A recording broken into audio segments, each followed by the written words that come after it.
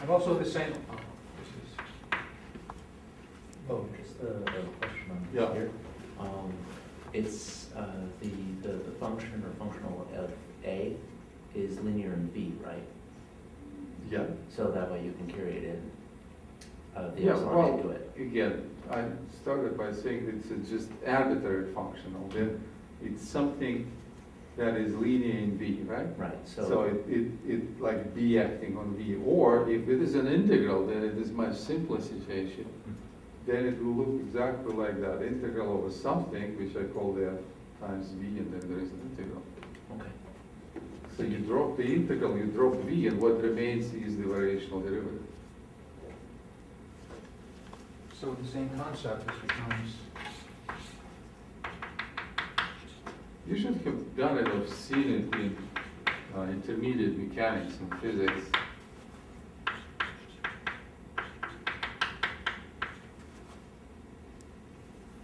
And the resulting equations are called Euler-Lagrange equations. You've heard that? Yes. this one, Just a question on notation. So now with this one, is that clear how you got this? What he's doing, well, again, he skipped a lot of steps, but basically, you put u plus sv in that expression, in this expression for J1. Right, so you have that function f, and then you expand, well, if you want, if you're taking the derivative with respect to s, or you do the Taylor series with respect to x, and that's why you'll get first derivative of the function f with respect to its argument. But this notation is crazy because, well, let me explain it. Well, when you write f prime, well, this is a vector. It's not even a vector. Well, when x is a one-dimensional variable, it is a vector. This is basically d u I by dx, right?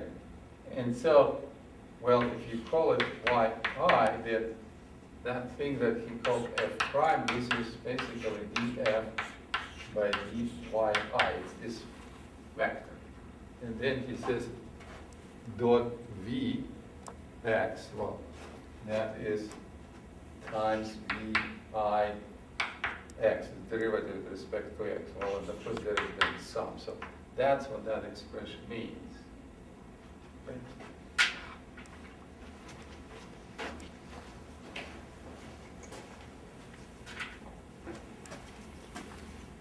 and then putting P0 and G1 to the stationary condition there, and pulling out the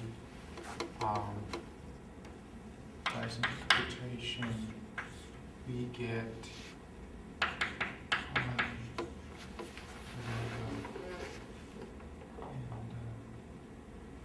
Yeah, that's right. The MUTT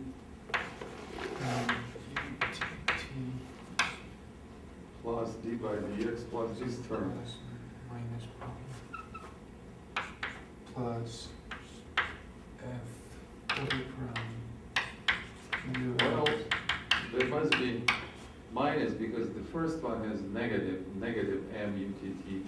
You take the difference of these two, right?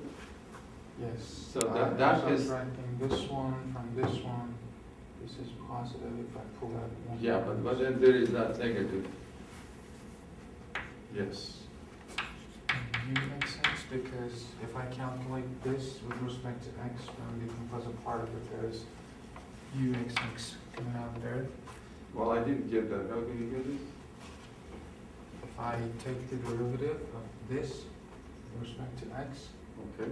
then this is double prime, and then with respect to the x, Is that clear? dx. So now, well, basically he needs to first to compute that derivative.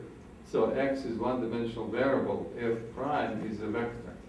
It's df by dy. Now you take the derivative, use the chain rule, you get d of that by dy times dy by dx. Okay, and so d by dy will give you the second derivative. This second derivative of f is a matrix now.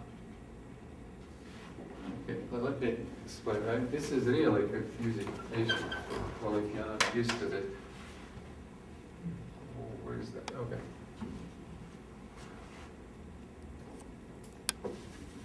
Yeah, look at this. So what he wants to compute, and sorry, I'm interrupting, but I want to explain what is here. So basically, we have d by dx of df by dyi times vi, right? So that's that expression. Oh, times, there is x here, right? No, now I have shifted this. Oh, you've shifted that, that's right. So then, yeah. So how do you compute this? Well, this function depends on y's, which depend on x. And that's why this is equal to second derivative dyj dyi times dyj by dx times vi, because there is a sum of ij, right? What is y? Well, yj is duj by dx. And therefore these is, well, let me just do it right here. So that's the second derivative of uj by dx squared. So this expression is what it is here. Well, let me change that. So it's uxx is a vector, that is a matrix, this is another vector.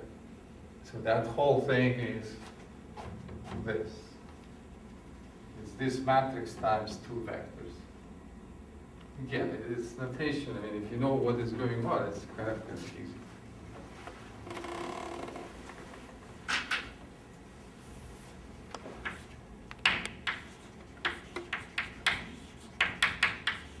So,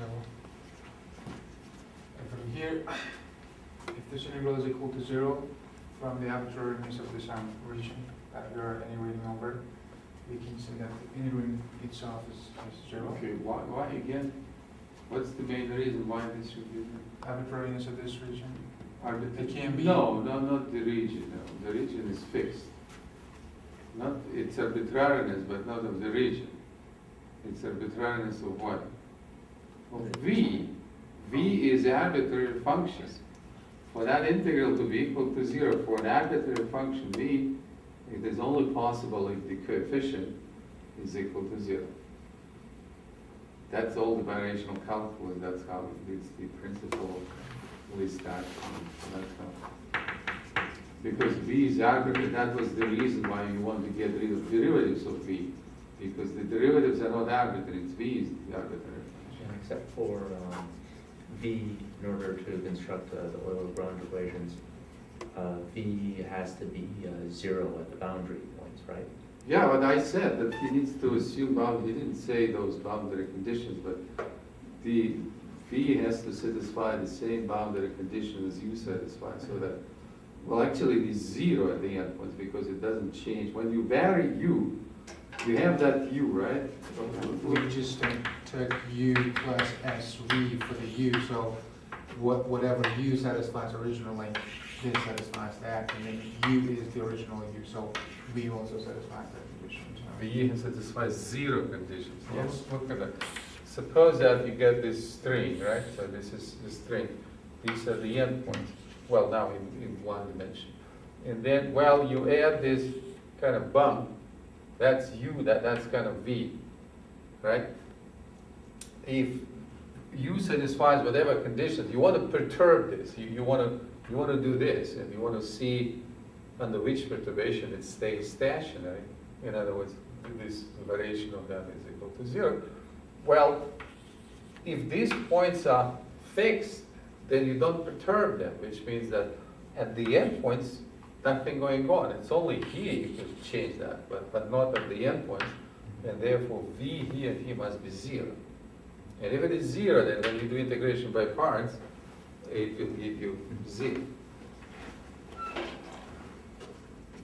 Then from here we get utt minus double prime ux minus ux is equal to 0, and this is the equation that we derived.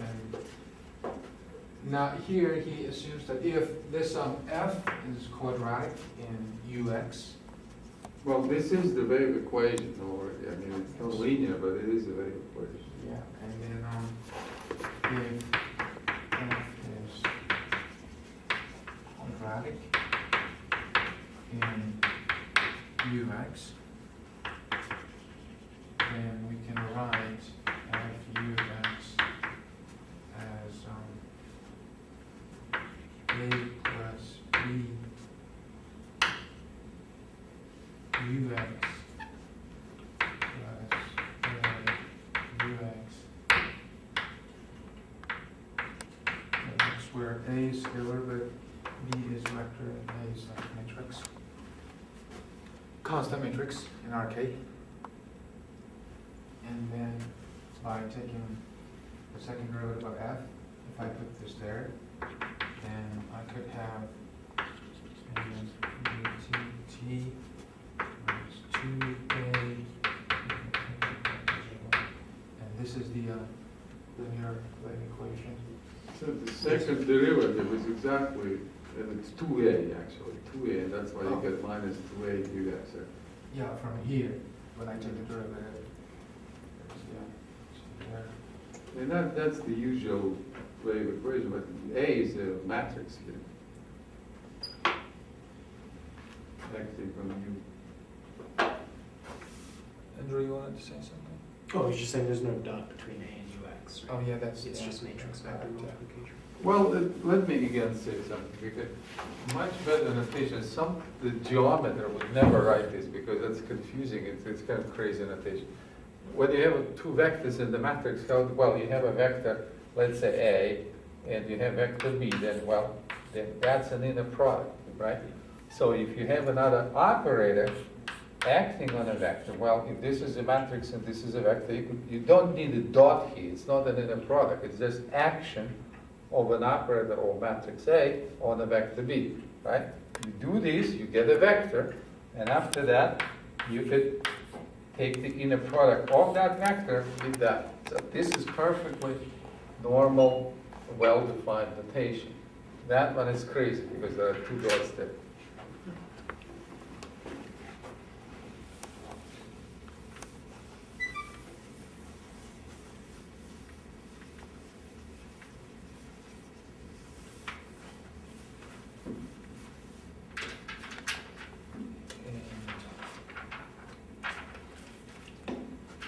We had the nonlinear boundary condition at the very beginning, and you talked about using interpolation to make the homogeneous What did you boundary say? You condition. said non-linear boundary condition? Non-homogeneous. Okay, what does non-homogeneous mean? Inhomogeneous. Or what? Not- Can you remind us the boundary condition? Okay. That was t0 is equal to 0. Right. TL is equal to LE1 And so why is it for non-homogeneous? all T. What do you mean by the word non-homogeneous? This is not zero. Oh, okay. And then you talked about using interpolation because as long as the UTL or UTX, when x is equal to L, is LE1. So if I subtract xe1 from the function itself and equate it into another function, tx, as utx minus xe1, then when x is equal to L, I have another function omega tx, which has the homogeneous condition in this way, so that from my substitution, I have utx is xe1 plus omega tx. Also, omega t0 is 0, and omega t Is that omega or W? I called it omega, Okay. maybe W in textbook. And you can write, well, if you take the gradient of that function d by dx, you will get d1 plus w. If you substitute in your action, then the only difference is. Yeah, you just talked about it right after Okay, this. okay.